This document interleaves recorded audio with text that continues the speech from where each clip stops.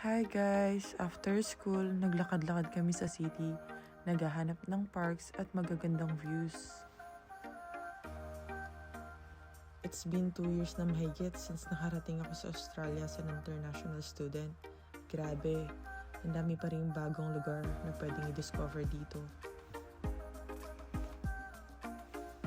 Then nakita ko tong yellow tulips. Ang ganda, parang instant happy boost. Ang cute ng color at sobrang peaceful tignan.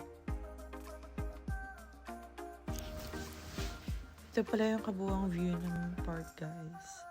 And na-realize ko lang na ito palang gitna na to ay isang clock. Sabi sa akin ng kaibigan ko.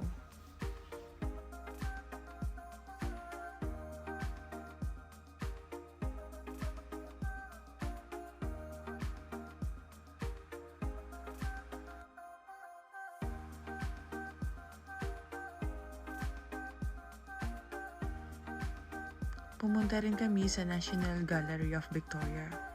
Sobrang unique ng giant yellow polka dot sculpture. At ang ganda kapag personal mong nakikita. Ang dami rin artworks na nakaka-inspire talaga. 2 years mahigit na pala ako dito sa Australia, guys, at sobrang thankful ako for all the experiences. Ngayon, malapit na matapos ang pag-aaral ko.